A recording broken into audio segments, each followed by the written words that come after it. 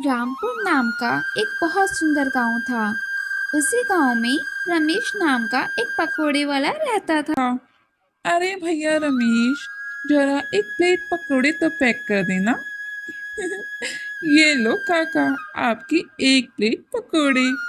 रमेश की दुकान के सामने ही श्यामलाल की पकोड़े की दुकान होती है। सभी लोग रमेश के पकोड़े की बहुत तारीफ करते हैं, जिसे सुनकर श्यामलाल को बहुत गुस्सा आता है ना जाने क्या मिलाता है इन पकोड़ों में कि सभी गांव वाले इसके पकोड़े के दीवाने हो चुके हैं। जब देखो इसी के पकोड़े की तारीफ करते रहते हैं। और एक मेरी दुकान पर देखो, एक मक्खी तक नहीं भटक रही है। मन तो करता है उसके पकोड़ों में जहर मिला दूं, जहर। तभी श्यामलाल की दुकान पर उसका दोस्त महेश आता है। अरे श्यामलाल, क्या हुआ? अकेले अकेले क्या बड़बड़ा रहे हो? कुछ नहीं भैया, मैं तो बस अपनी किस्मत को कोस रहा था। देखो ना महेश भाई, इतनी बड़ी दुकान खोली है मैंने, लेकिन सभी लोग रमेश के पकौड़ों को ही पसंद करते हैं। श्यामलाल अपनी दुकान बंद करके घर जाता है और फिर से बड़बड़ाने लगता है। ना जाने क्या मिलाता है अपने पकड़ों में, जो भी खाता है उसका दीवाना हो जाता है। मेरा तो मन करता है कि उसकी दुकान में आग लगा दूं। तभी उसकी पत्नी चमेली पूछती है, अच्छा क्या हो गया, क्यों इतना टमटमा रहे हो और किसके दुकान में आग लगाने की बात कर रहे हो? अरे भाग्यवान, एक ही तो है। इस रमेश ने मेरा सारा धंधा चौपट कर रखा है। बस उसी की दुकान में आग लगाने की सोच रहा हूँ। मेरा तो मन करता है कि उसके सारे पकौड़ों में जहर मिला दूं। अजी, तो देर किस बात की है, ये लो शीशी।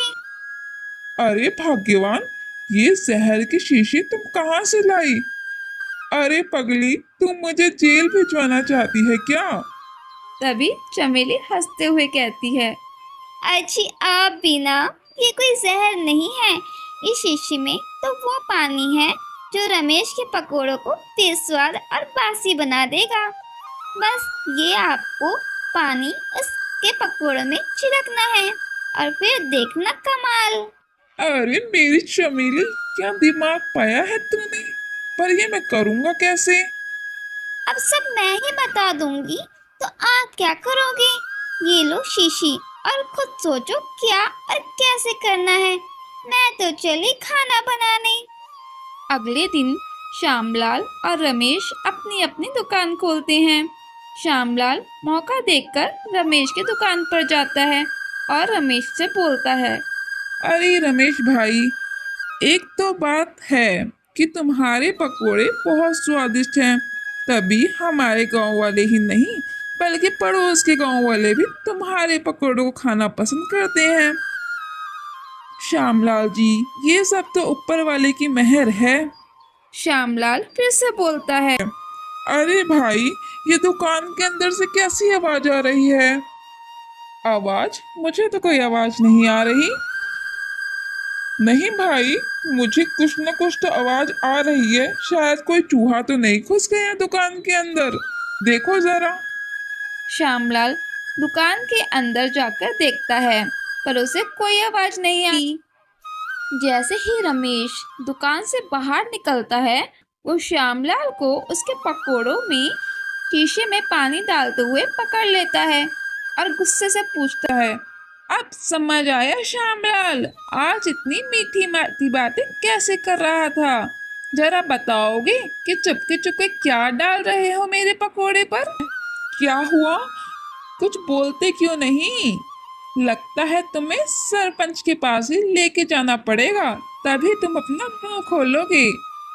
श्यामलाल गिड़गिड़ाते हुए कहता है, अरे रमेश भाई, मुझे माफ कर दो। मुझसे गलती हो गई। आगे से फिर कभी ऐसा नहीं करूंगा। मैं तुम्हारे आगे हाथ जोड़ता हूँ रमेश भाई, मुझे माफ कर दो। तो रमेश गहरी सांस लेकर कहता है, ओह, ठीक है, इस बार तो छोड़ रहा हूँ, मगर फिर कभी ऐसा किया तो सीधे जेल भिजवा दूंगा।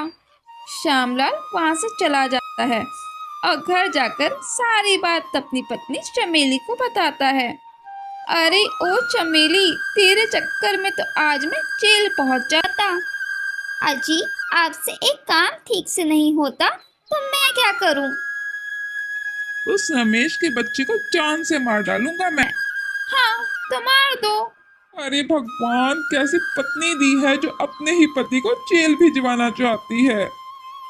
अजी, आप भी ना, पहले मेरी बात सुनो। ऐसा काम करो कि सांप भी मर जाए और लाठी भी ना टूटे। ओ भाग्यवान, जरा मुझे समझाओगी तुम बोलना क्या चाहती हो? अरे मेरे प्यारे पति देव, थोड़ा दिमाग से काम लो। रमेश भाई को ऐसे मारो कि किसी को ये पता भी ना चले कि वो तुमने मारा है। अब मेरी बात ध्यान से सुनो। रमेश भाई रोज सुबह दुकान के लिए उस नदी के किनारे से जाते हैं। उनको बस उन्हीं नदी में धक्का देना है। यहाँ रमेश भाई मरे और वहाँ उनकी दुकान पर पकोड़े की लाइन वाले लोग हमारे लाइन में आने लगे और हमारे पकोड़े बहुत बिकने लगेंगे। वाह मेरी चमेली डार्लिंग, तुम्हारा तो दिमाग बहुत है। उसी दिन रमेश अपनी पत्नी मीना को श्यामलाल की हरकतों के बारे में भी बताता है।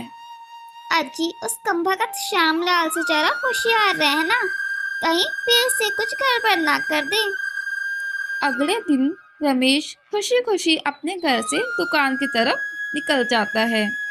जैसे ही रमेश नदी के किनारे पहुंचता है, श्यामलाल पीछे से रमेश को धक्का मारकर नदी में गिरा देता है और वहां से भाग जाता है। नदी में गिरने से रमेश की मौत हो जाती है और वो एक डरावना भूत बन जाता है। इसने तो मुझे मार ही डाला। श्यामलाल, मैं तुझसे अपनी मौत का जरूर बदला लूंगा। जब मैं जिंदा था तो कितना हैंडसम दिखता था, अब मैं कितना डरावना भूत लगता हूँ। मैं तुझे बिल्कुल नहीं छोड़ूंगा। रमेश फिर अपनी घर जाता है और अपनी पत्नी मीना को बुलाता है। अरे कोई बचाओ, मुझे इस भयानक भूत से बचाओ। मीना, मैं हूँ तुम्हारा रमेश। अरे तू एक भयानक भूत है। मेरा पति तो कितना हैंडसम था। तू कौन है? तभी रमेश अपनी भूतिया शक्ति से इंसानी रूप ले लेता है, जिसे देखकर मीना हैरान हो जाती है। इसके बाद रमेश अपनी पत्नी को सारी सच्चाई बताता है और ये सुनकर मीना बहुत हैरान हो जाती है। मुझे पता है कि मुझे श्यामलाल से अपना बदला कैसे लेना है। उसके बाद और अपनी दुकान पर चला जाता है। रमेश रोज की तरह अपनी दुकान खोलता है और अपना सामान बेचने लगता है। जब श्यामलाल रमेश को वहां देखता है तो वो बहुत हैरान हो जाता है और उसके पास आकर बोलता है, तुम तुम जिंदा कैसे हो? नहीं नहीं नहीं, तुम तो रमेश नहीं हो सकते। अरे क्या हुआ श्यामलाल भाई, सुबह सुबह भांग पी ली है क्या? देखो कौन आया है हमारी दुकान पे। क्या हुआ श्यामलाल भाई, तुम्हारे दुकान पे कोई ग्राहक नहीं आया क्या? हो तुम रमेश नहीं हो सकते। उसको तो मैंने खुद अपने पैरों से धक्का दे दिया था नदी में और वो मर चुका था। सभी लोग उसकी बातें सुनते हैं और उसके बाद रमेश अपनी भूतिया रूप में वापस आता है और सभी लोगों को सभी सच्चाई बताता है। उसके बाद सभी लोग श्यामलाल के दुकान में आग लगा देते हैं।